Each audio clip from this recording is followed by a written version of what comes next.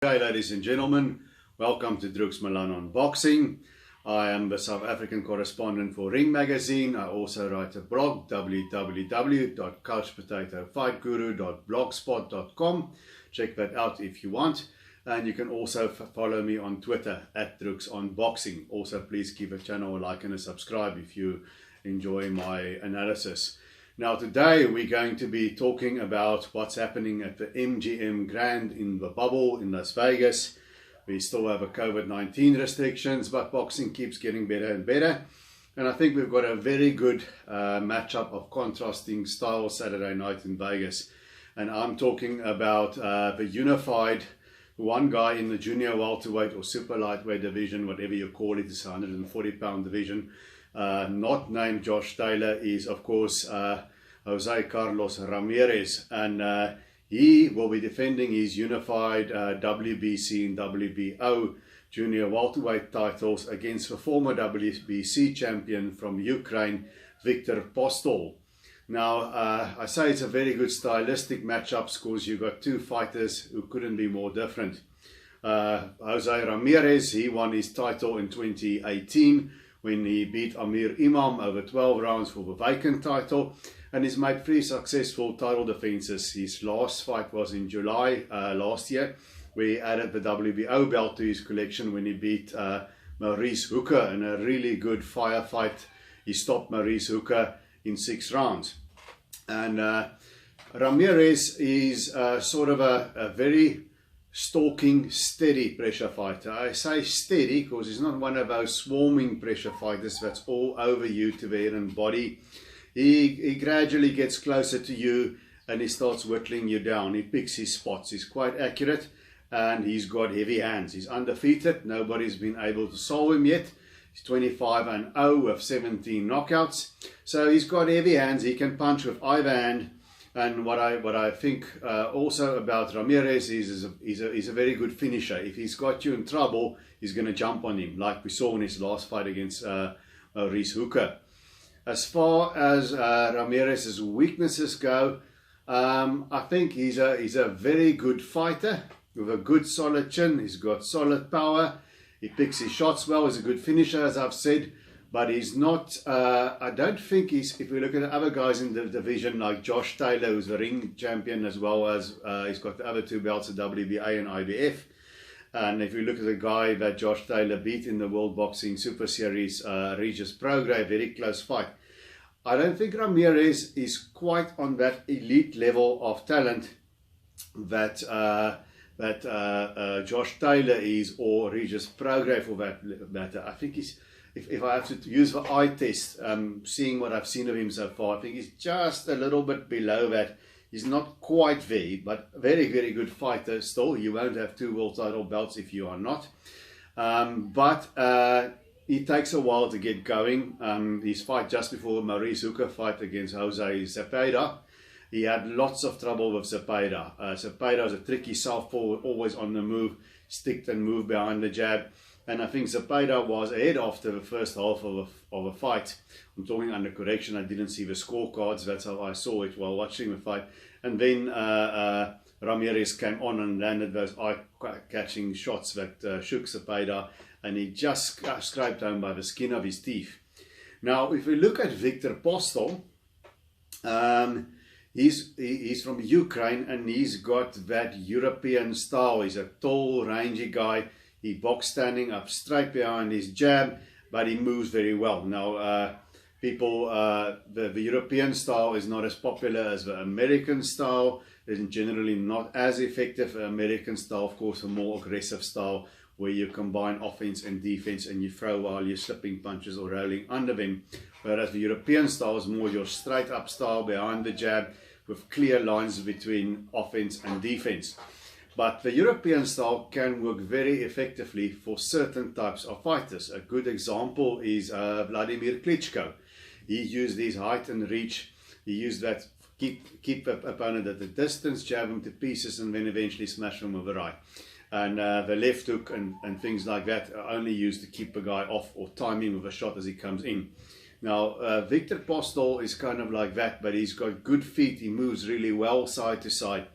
He won his world title in 2015 when, as the underdog, he went to America and he put on an absolute masterclass, outboxing and beating up the favourite Lucas Matisse, and he knocked Matisse out in the 10th round. But then he ran into Terence Crawford, who we all know is one of the pound-for-pound best fighters in the world. And Crawford outpointed him widely, and then his title was gone. He was knocked down twice, I think, against Crawford in the 5th round, but he got up. So Viktor Postol is a guy who's got a solid chin. You can hurt him, but he recovers. He's gutsy. He hangs in there, and it takes a really good fighter to beat Viktor Postol. In 2018, he suffered his only other loss. I think his record now stands at 31-2, 12 knockouts, and his last loss was in 2018 when he gave Josh Taylor his toughest test yet at that time, and he gave him a lot of trouble until Taylor broke through in the 10th, knocked down Postol, and pulled ahead in that fight and won on points.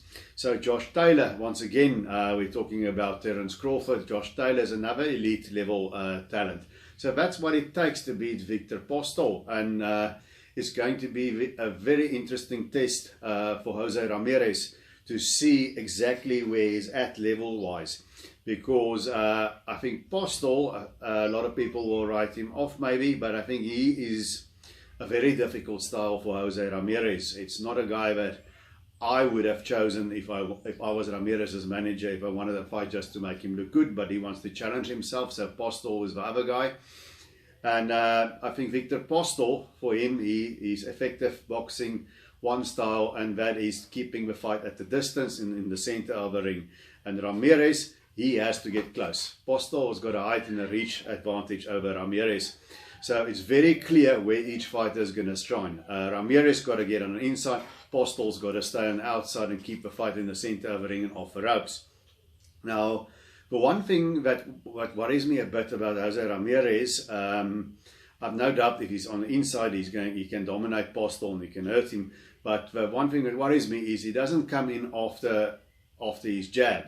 He sort of walks his way in, cuts of the ring, and bulls his way forward, and then he starts fighting at mid and close range. And I think that is something that can give him some trouble against Postol. So he will need to get off to a faster start, and he will need to close that gap on Postol. And he needs to work the body as well. Now with Postol, the way you can catch him, the way Josh Taylor and also Terence Crawford put him on the canvas, you got to set traps. You've got to make Postol attack. Postol is not a guy that likes to come forward too much. When he attacks, sometimes he leans too far, and that's when you can nail him. But I don't know how well Jose Ramirez fights going backward. I haven't seen him fight going backwards. And so I think Jose Ramirez stylistically suits Postol. He's going to come at him, and Postol is going to keep him at the end of a jab.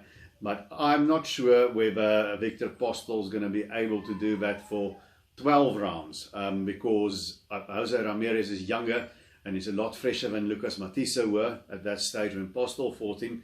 And even though I don't yet put Jose Ramirez quite on that level of a Josh Taylor or definitely a Terence Crawford, I do think he will eventually get to Postol. And he's fighting... the crowd in Las Vegas will obviously be cheering for Ramirez. Of correction, there will not be any crowd. It's in the bubble, but the guy's sitting at home. And I think Ramirez will start getting to Postol in the second half of the fight. So I think the fight will really play off in two halves. I think the first half of the fight is going to belong to Postol. Ramirez is going to find it hard to get to Postol. But I think eventually he will, and maybe he will score a flash knockdown, or he'll just have a more eye-catching shots for hurting shots. And it's my impression that's what the American judges like. They like to score aggression, and sometimes the aggression doesn't need to be that effective. Just like Jessica McCaskill, who got the decision over Cecilia Braekhus the other day, her aggression and her volume counted. And I think it's going to be kind of the same thing here with Jose Ramirez.